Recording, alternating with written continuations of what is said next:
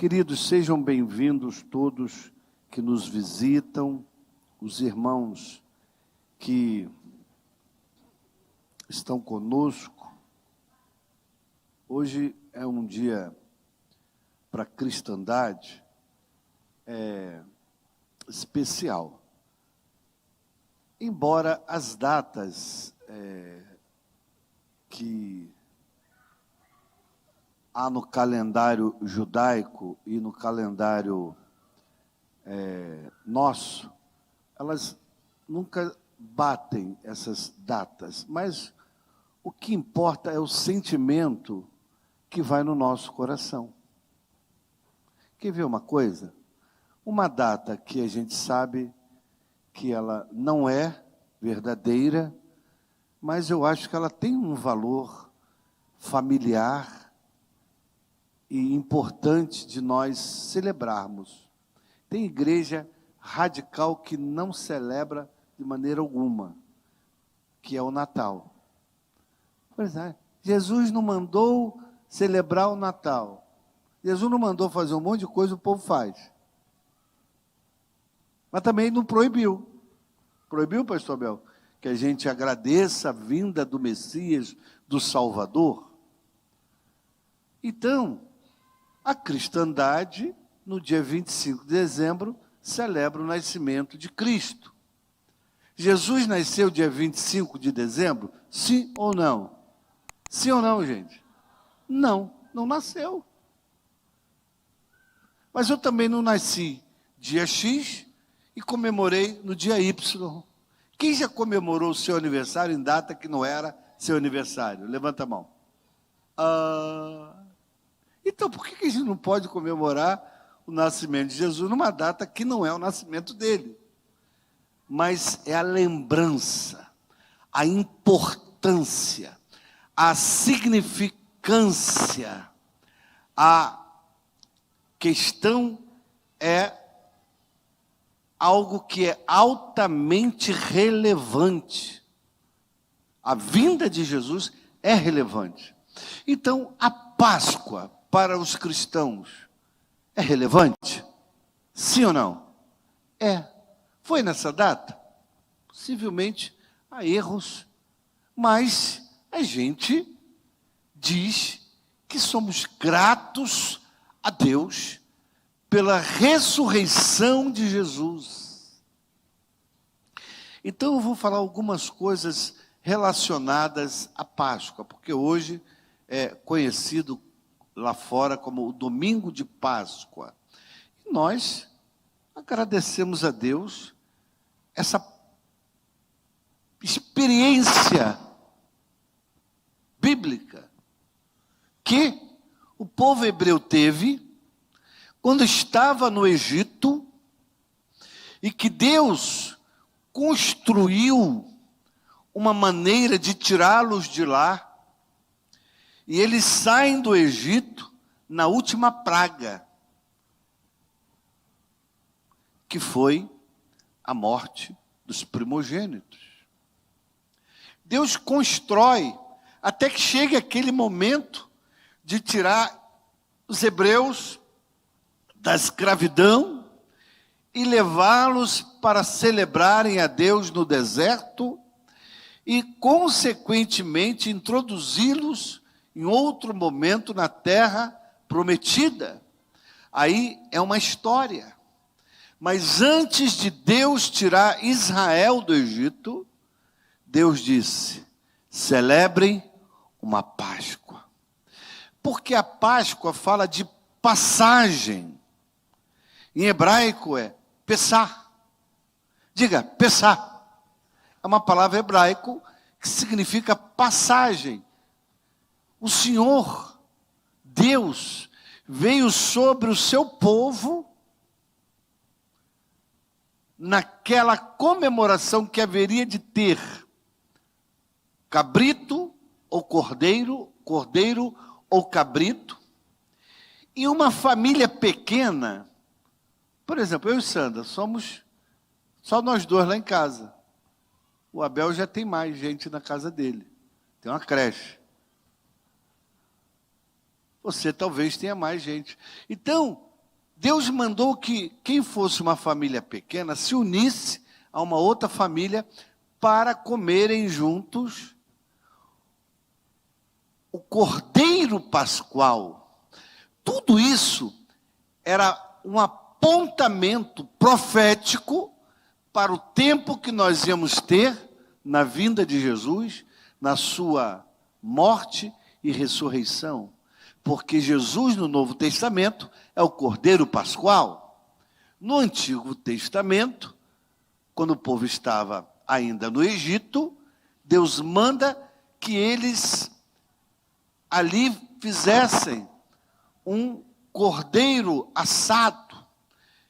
E se você for ler os textos bíblicos, você vai, lá em Êxodo, você vai ver que o cordeiro não podia ser cozinhado. E nem cru. Tinha que ser assado. Bom, como é que se assava naquela época carne? Pensa, tinha bujão? Tinha fogão? Como é que era? Então, se a gente for ao pé da letra, há controvérsias, mas vamos conjecturar. Deus mandou fazer churrasco para sair do Egito. Sabia disso? Assa, come tudo, não pode sobrar nada. E se sobrar, queima no fogo tudo que sobrou. E o sangue daquele cordeiro imolado para cada família, ou para algumas famílias, deveria ser passado nas portas, para que quando o Senhor viesse, através do anjo, a casa que tinha o sangue do cordeiro, ela não era tocada, não haveria morte, haveria vida. Irmãos, olha só, que coisa profética. Aonde tinha sangue do cordeiro, tinha o quê? Vida. A morte não chegava. Isso significa que aonde tem hoje o sangue do Cordeiro Jesus, não tem morte, mas tem vida. Jesus é a nossa vida. Eu mandei aí para vocês um link de músicas instrumentais. Eu não sei se eu mandei, mas a gente manda aí rapidinho. Vamos abrir as escrituras, irmãos, em Êxodo 12. Êxodo 12.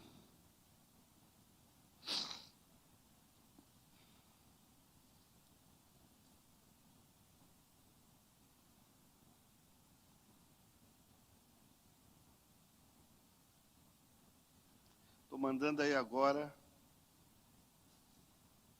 o pessoal do som um link que eu gostaria que vocês usassem. Êxodo 12, cadê? Verso 1, vamos ler lá. Disse o Senhor Javé, ou Javé, a Moisés e Arão na terra do Egito: que este mês seja para vós o princípio dos meses, será o primeiro mês do ano. Falai a toda a congregação de Israel, dizendo, no dia 10 deste mês, que dia? 10 é mais ou menos o quê? A segunda semana do mês. Sim ou não? Cai mais ou menos na segunda semana? Ó, a nossa ceia aqui é sempre a segunda semana. Então, estamos dentro do propósito. Dia 10 do mês, que cada homem tome para si um cordeiro, para cada família, um cordeiro para cada casa. Entretanto, se a família for pequena, para consumir um cordeiro, então se juntará com o vizinho mais próximo de sua casa, conforme o número de pessoas. O cordeiro será escolhido na proporção do que cada um puder comer. O cordeiro será macho, sem defeito, de 1 ano. Vós os escolhereis entre os cordeiros ou entre os cabritos. E os guardareis até o dia 14 desse mês, e toda a assembléia da congregação de Israel degolará à tarde. E tomarão um pouco de sangue e passarão sobre os 2 umbrais e sobre as vergas das portas das casas em que o comerem. Olha aí, o sangue deveria ser espargido, derramado ali sobre as portas, para que ficasse ali um símbolo. Essa casa tem sangue de cordeiro. Essa casa tem o sangue do cordeiro pascual. Então essa casa tem vida. Essa casa está protegida. Essa casa tem a graça de Deus. Continua. Naquela mesma noite comerão a carne grelhada, oh aleluia, do fogo, com pães asmos, né? Matizar, não fermentados, e ervas amargas a comerão. Eu não gosto muito dessa tradução não, viu? Se vocês puderem depois voltar à tradução antiga que estava aí, era melhor. Não comereis dela nada cru, nem cozido em água o animal inteiro, incluindo a cabeça, as pernas e os miúdos, será assado aonde? Na brasa. Esse negócio de brasa é muito bom. Carne na brasa. Por que tudo isso, irmãos? Deus queria marcar o povo hebreu. Aquelas ervas amargas, ou amargosas, como tem alguns textos, era só para que eles lembrassem, ao sair do Egito, que o tempo que eles viveram no Egito foi duro, foi amargo, foi escravidão. Eu não quero mais isso para a minha vida. O pão ali simbolizava Jesus, o pão da vida, que é o nosso alimento. Queridos, ao sair do Egito, Deus nos diz com tudo isso, que para lá não temos que voltar mais. O Egito não é mais o seu lugar. Egito nas Escrituras simboliza o mundo de onde Deus nos tirou. Você outrora era um pecador. O diabo escravizou você no pecado.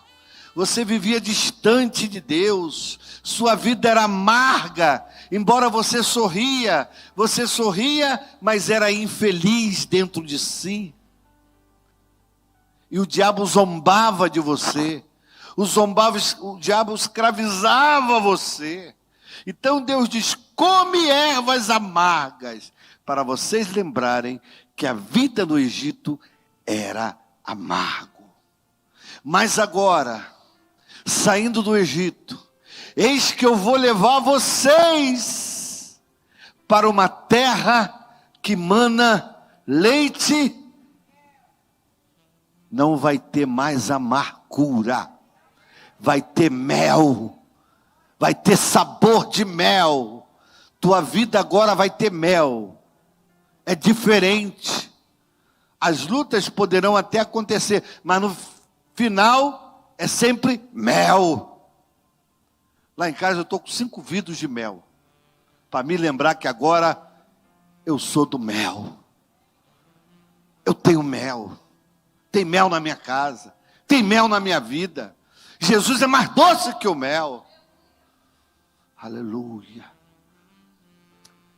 Aí outro dia eu estava falando com alguém, eu não lembro quem, lembrei, pastora Silene, que o filho dela, quando tinha uns 13 anos, nós fizemos, acho que um retiro, ou uma atividade, e ele ouviu uma pregação minha.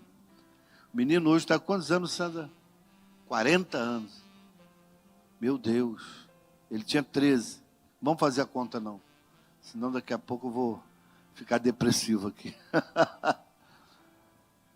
Ele falou assim: pastor, eu lembro que o senhor pregou, e aquela mensagem eu nunca esqueci. O senhor falou do crente tamareira. Mas por que eu estou lembrando isso? Eu falei de mel. Porque, irmãos, eu fui pensar, Deus vai levar o seu povo da vida amargosa, do amargo, para uma terra que manda leite e mel. Leite eu sei que vem da cabra, da vaca, da ovelha. Mas e o mel? Será que eles seriam, naquela época, apicultores? Hoje eu até acredito que Israel, com as tecnologias que tem, deve ter lá esse sistema de fornecimento de mel com abelhas tremendo. Mas naqueles tempos bíblicos, eu comecei a ler e descobri que em Israel, uma das árvores que mais dá um fruto adocicado como mel é a tamareira, que é parecido com, digamos, com um coqueiro aqui no Brasil, e ela dá um fruto chamado tâmara, e a tâmara tem mel. Deus agora tira Israel do amargo para uma terra de mel, de tâmaras. Profeticamente, Deus está dizendo: você no Egito tinha vida de escravidão, você tinha amargura, você comia o pão que o diabo amassou, mas agora você é meu, eu passei meu sangue sobre você, e agora você vai marchar para um lugar que a tua vida vai ser adocicada, o teu ser vai ser adocicado, você pode ter até lutas, mas eu virei sobre você, e vou derramar o meu bálsamo de mel. Tua vida agora vai ter sabor de mel com Jesus. Rapidamente, eu expliquei aqui a ceia, a Páscoa, porque a primeira Páscoa foi ordenada por Deus no Egito. E agora vem o Novo Testamento, vem o Salvador, vem Jesus sobre nossas vidas. Glória a Deus, glória a Deus. Cristo comemorou também a Páscoa, para nos dar exemplo. 1 Pedro 1,3. A Páscoa para o cristão tem um verdadeiro conteúdo profético. Diz o texto: bendito seja o Deus e Pai de nosso Senhor Jesus Cristo, porque de acordo com a sua extraordinária misericórdia, nos resgatou para uma vida de esperança, por intermédio do quê?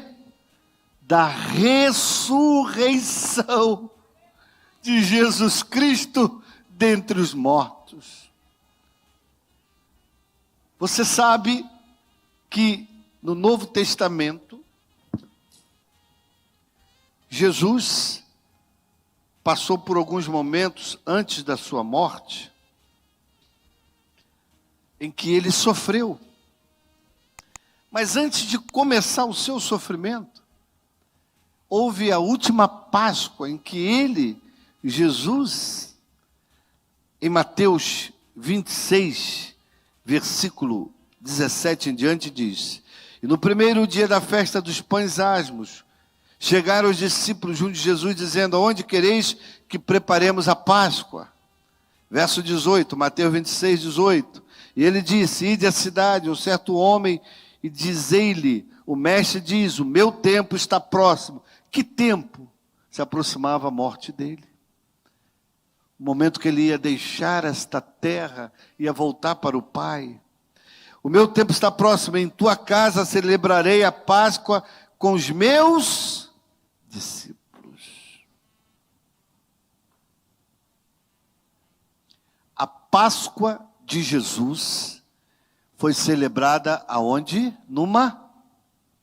Digam, numa casa. Não foi no templo de Salomão, foi numa casa. Por isso esta igreja entende o valor de um lar. Por isso esta igreja entende o valor da pregação da palavra nos lares e está instituído e coordenado pelo pastor Abel Teixeira os nossos grupos, células nos lares, onde eu e você temos que frequentar. Irmãos, é uma visão da igreja, mas você resiste isso. Eu fico tão feliz quando eu vejo fotos dos grupos que os irmãos tiram lá, aí eu vejo lá quem está lá.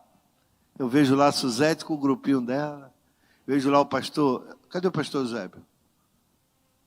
Pastor Eusébio com o grupo dele lá. E engraçado que na célula do pastor Eusébio sempre tem comida, meu Deus. Não, mas do Eusébio tem mais. Acho que ele tem acordo com o supermercado, ele. Que não falta comida nessa célula, gente. Eu estou doido para ir lá só por causa disso. Aí, agora também na nossa célula, essa última, comemoramos o aniversário da Raquel. Bolo, salgadinho. Da outra foi da Isabel, o próximo é do Abel. Então sempre tem motivo para a gente ter koinonia, comunhão. Jesus ceia numa casa. Irmãos, a igreja tem que ir para os lares. Você tem que ir para um GCL. Você tem que participar, tem que entender que isso é uma visão bíblica. A igreja se reunia nos lares, nas casas. Jesus valorizou a casa ao instituir aquela ceia em que ali ele diz, oh meu Deus, no versículo 19, e os discípulos fizeram como Jesus lhe ordenara e prepararam a Páscoa. Agora, mais adiante, nesse capítulo 26, vamos no versículo 26 em diante. Enquanto comiam, Jesus tomou o pão, abençoou, partiu e deu aos discípulos. E disse, tomai, comei, isso é o meu corpo. Tomando o cálice e dando graças, deu-lhe, dizendo, bebei dele todos. Porque isso é o meu sangue e o sangue do Novo Testamento, que é derramado por muitos, para a remissão dos pecados. E digo-vos que desde agora não beberei deste fruto da vide, até aquele dia que beba de novo convosco, aonde? No reino de meu Pai.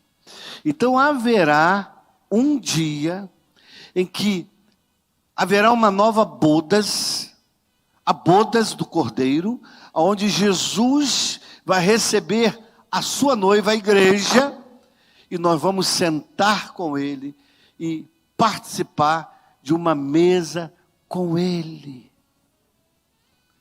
Vamos mais uma ceia com Jesus, mas agora a ceia da comemoração, da vitória, da igreja que celebra a entrada no reino dos céus, da igreja que é arrebatada, da igreja que agora está diante do Cordeiro e vai viver para sempre com ele. Irmãos, esses dias se aproximam, Jesus está preparando a sua igreja, os tempos estão apontando, está tudo ruim lá fora, as coisas estão acontecendo,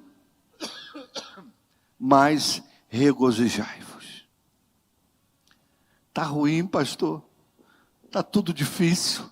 O Brasil, o comunismo, não sei o quê, não sei o que lá, os Illuminati, os iluminados, os das trevas.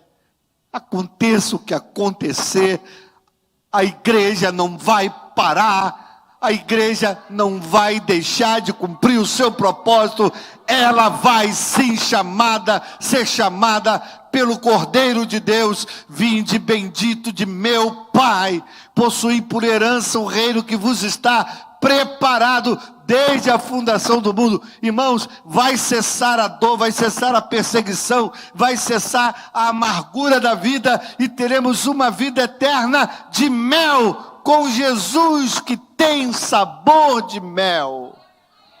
Aleluia por isso. Meus irmãos, alguns já estão indo se encontrar com ele. Hoje eu fiquei sabendo da morte da esposa de um pastor. Foi chamada pelo Senhor. Os que morrem antes do arrebatamento da igreja e os que estão em Cristo vão se encontrar com o Senhor na eternidade. Não é outro caminho. Aí Jesus agora vai para o Getsêmani. No Getsêmani, Jesus começa ali a sentir a dor do que se aproxima, porque ele é um homem. Ele é o Filho de Deus que se fez carne e teve todos os nossos sentimentos. E ele começa a se constranger a ponto de dizer: Pai, se possível for, afasta de mim esse cálice.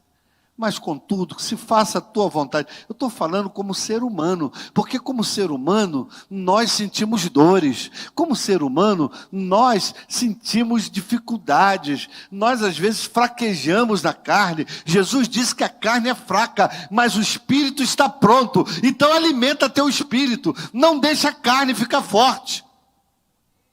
Escraviza a carne. E um dos meios de escravizar a carne, irmãos, é oração, palavra, jejum. Eu repeti? Não, vou repetir. Oração, palavra e jejum. Repita comigo. Oração, palavra e jejum. Fortalece o espírito e escraviza a carne. Ele vai para o Getsêmani.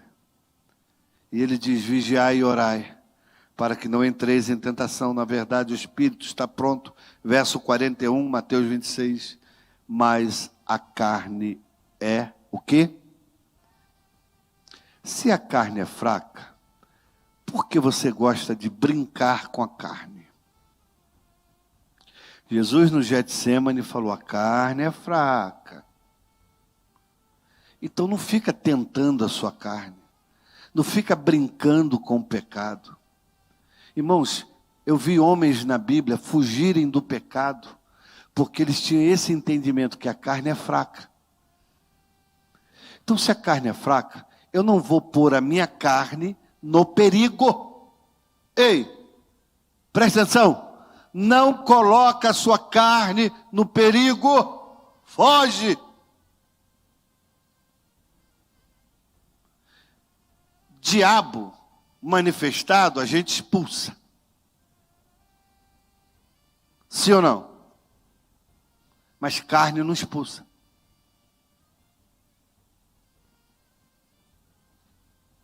Eu li, é cada uma que falam por aí, né?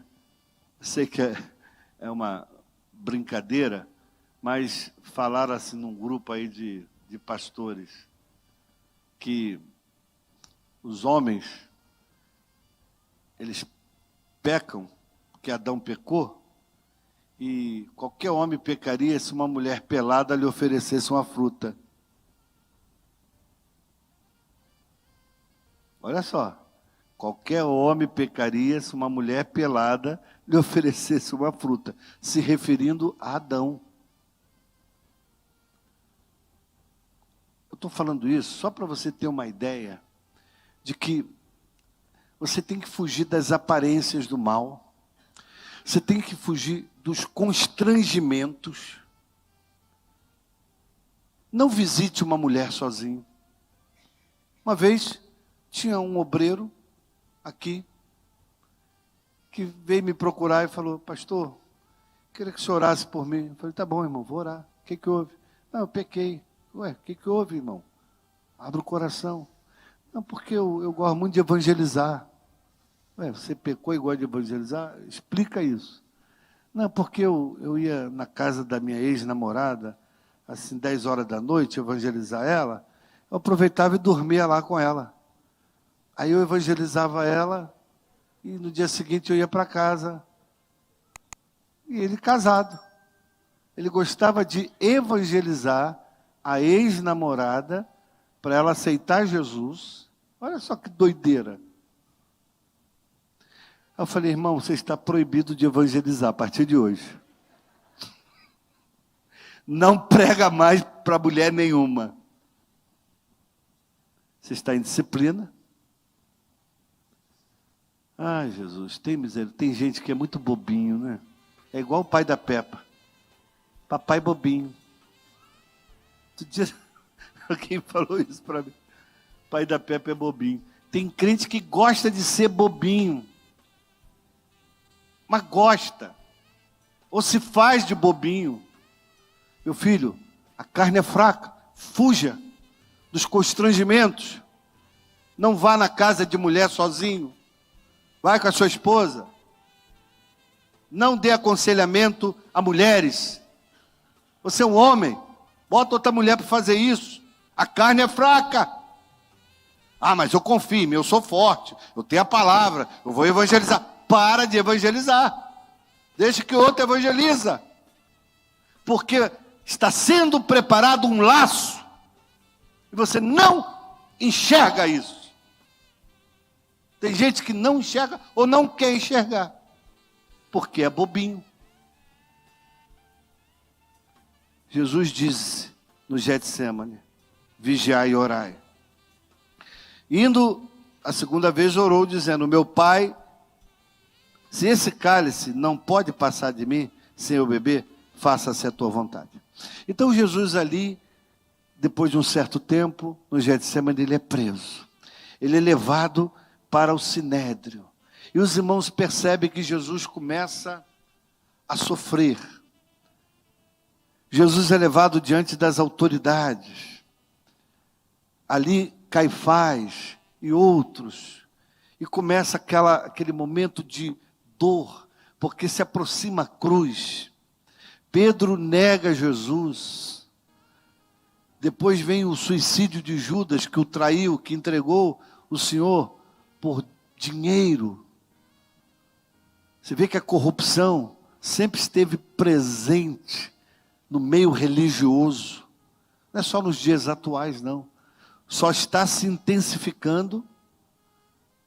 E o que acontece hoje no meio religioso, quando eu falo religioso, estou falando igreja evangélica, igreja espírita, umbandismo, candomblecismo, budismo, as religiões, catolicismo, tudo isso aí tem também corrupção.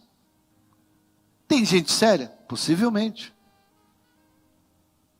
Mas a corrupção está no meio religioso, há tempos.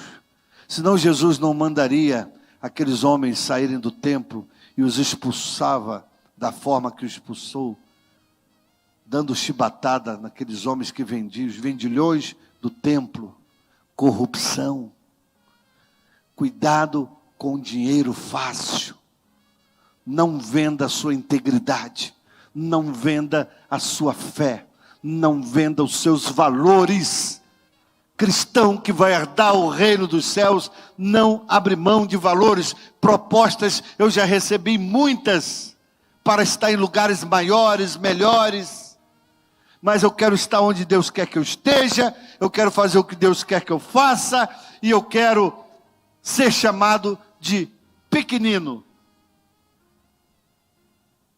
Sei que tem poucas forças. Está lá uma das igrejas do Apocalipse. É melhor do que ser rica e perder a salvação. É melhor do que ter tudo e perder a vida. Então não negocie a sua integridade, os seus valores morais, éticos, o seu padrão de qualidade. Jesus também tem o seu imetro. Sabe onde está o imetro de Jesus? É o selo do Espírito Santo. Imetro é o que, gente? É o controle de qualidade, selo de pureza, tem os cafés, né? Tem o selo de pureza. Eu nem lembro direito o nome do selo de café. Se alguém lembrar, me diga. ABU? Beck, né? Alguma coisa assim. Uma época aí Teve um café que perdeu o selo de pureza. Estava vindo só pedaço de madeira junto, cevada, sei lá o quê. Então nós temos o nosso selo de pureza. É esse selo que vai nos capacitar a ser arrebatados. É esse selo que diz que eu e você temos o sangue do Cordeiro na nossa vida. Eu não abro mão desse selo. Não abra mão do selo que Deus te deu. Por causa de lentilha, por causa de comida, por causa de cebola do Egito. Ah, que saudade da cebola do Egito. Não, meu irmão, apaga isso da sua memória. Você agora tem coisas melhores. Porque Deus tem o melhor para aqueles que o servem. E Jesus então, passando ali pelo Sinédrio, por toda aquela situação perante Pilatos, agora vem a hora da sua crucificação. Mateus capítulo 27, diz assim o texto. Jesus está na cruz, no versículo 32. E quando saíam, entraram um homem sirineu chamado Simão, a quem constrangeram a levar a sua cruz. Já tinham colocado a cruz nele, já tinham dado chibatada, já tinham cuspido, já tinham batido nele bastante, já tinham esfolado ele. Ele já tinha passado por um linchamento humano.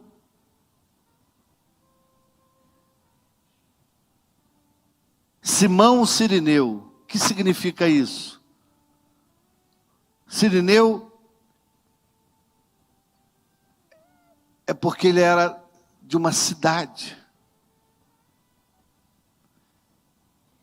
E ele tem esse comportamento de ajudar a Jesus numa hora que Jesus está carregando a sua cruz, para que Jesus chegasse aonde ele deveria chegar. A Bíblia diz e nos relata que Simão ajuda a carregar a sua cruz. E chegando ao lugar chamado Gólgota, que significa lugar da caveira, deram-lhe a beber vinho misturado com fel, mas provando não quis beber, e havendo-o crucificado, repartiram suas vestes, lançaram sortes, e assentando guardavam ali, e por cima da sua cabeça puseram escrito uma acusação: este é Jesus, o Rei dos Judeus. Irmãos, isto não era uma acusação, isso era uma afirmação e uma verdade. Jesus é o Messias, Yeshua HaMashiach, o Messias prometido de Israel, dos judeus. Ele é Jesus, o Rei. O Rei estava sendo crucificado com a permissividade do seu próprio povo, que fez uma escolha entre Jesus e Barrabás. Eles escolheram soltar Barrabás e que Jesus permanecesse preso para ser crucificado. Inocente, foi para a cruz por causa dos meus e dos seus pecados. Aí alguém diz assim no verso 42, salvou os outros e a si mesmo não pode salvar-se. Se é rei de Israel, desça agora da cruz e creremos nele. Confiou em Deus? Livre-o agora se o ama, porque disse, sou filho de Deus. E o mesmo lhe lançaram também o rosto os salteadores que com ele estavam crucificados. Jesus é crucificado entre dois ladrões.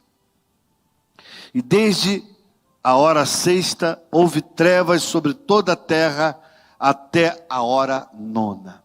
Irmãos,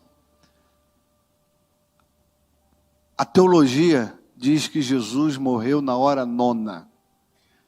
A hora nona significa 3 horas da tarde. Jesus morreu à tarde.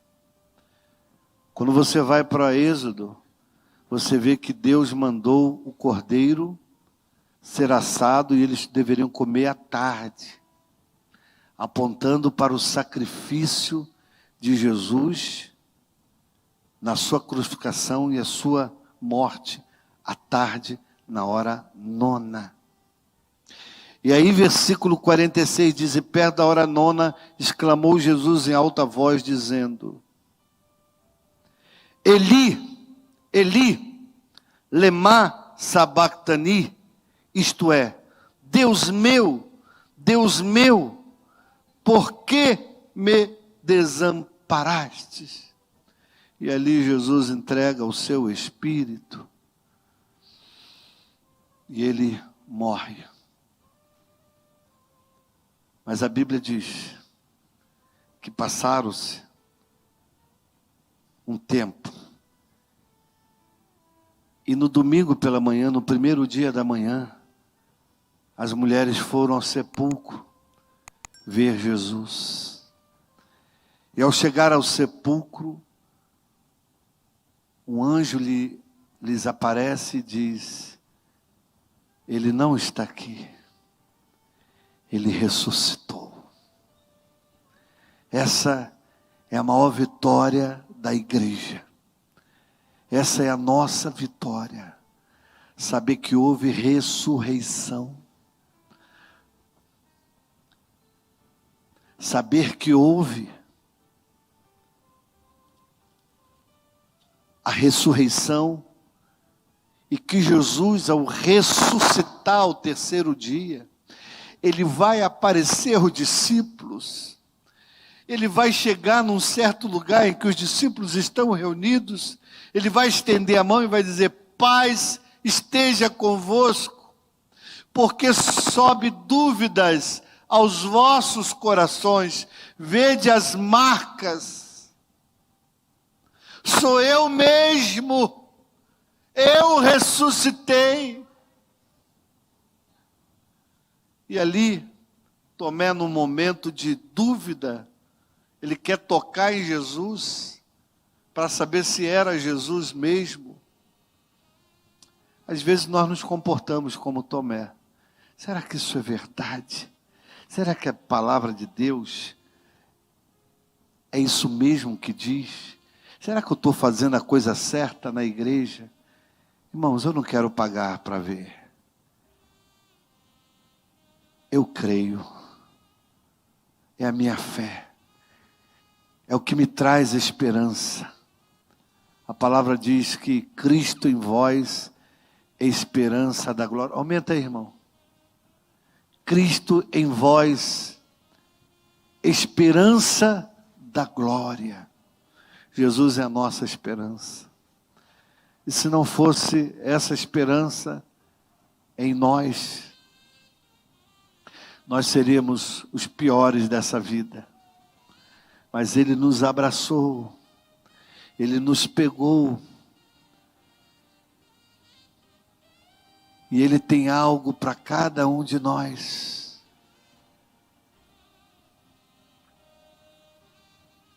Guarda o que tens, ser fiel até a morte, dar-te-ei a coroa da vida, a coroa que está preparada para cada um dos seus filhos.